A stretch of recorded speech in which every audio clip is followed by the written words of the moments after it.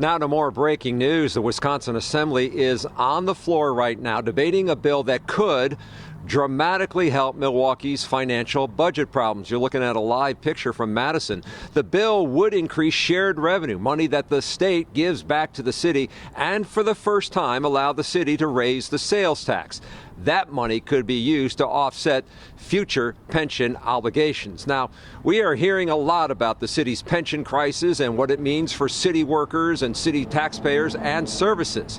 So tonight, we go in depth to look at who is in the pension, what it means for residents, when the pension crisis started, and why it needs to be fixed now.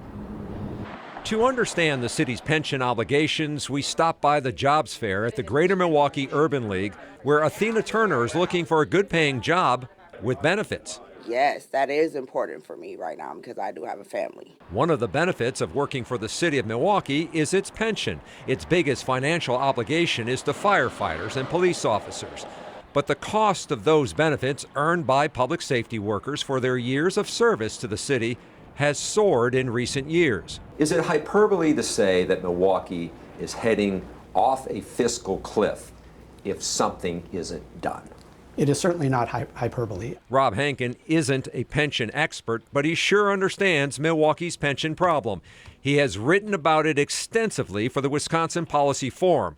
So let's start with who is in the city's pension. The city has made a promise. So when an employee went to work for the city of Milwaukee, that employee was promised a pension benefit. It is all laid out on paper. What does it mean and what will it cost city taxpayers? Hankin says the pension is not the result of new or enhanced benefits, but legal obligations to city workers. First of all, it is completely appropriate to focus on this pension issue because there is essentially about a $60 million increase in the property taxpayer contribution that is now going to be required to support that pension fund. The city has eliminated 1,000 jobs since 2000 with big cuts in fire and police positions.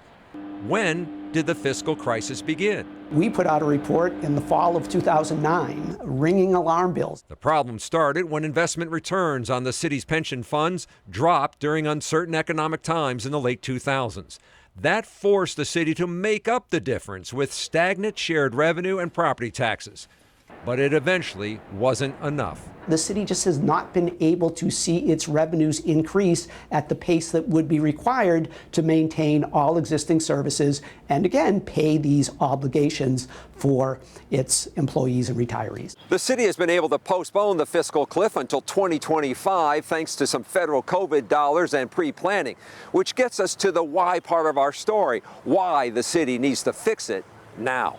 Hankin says without a new, reliable revenue source, Milwaukee will be staring at potential cuts of up to 25% of its workforce. So think about if staffing for the police department, the fire department, the libraries would have to be cut by that much. And in fact, they would have to be cut more because it's the city's property tax levy only supports certain functions. Finding a solution not only benefits the city, but people like Athena who want to live and maybe someday work for the city. I work for the city I live in, so.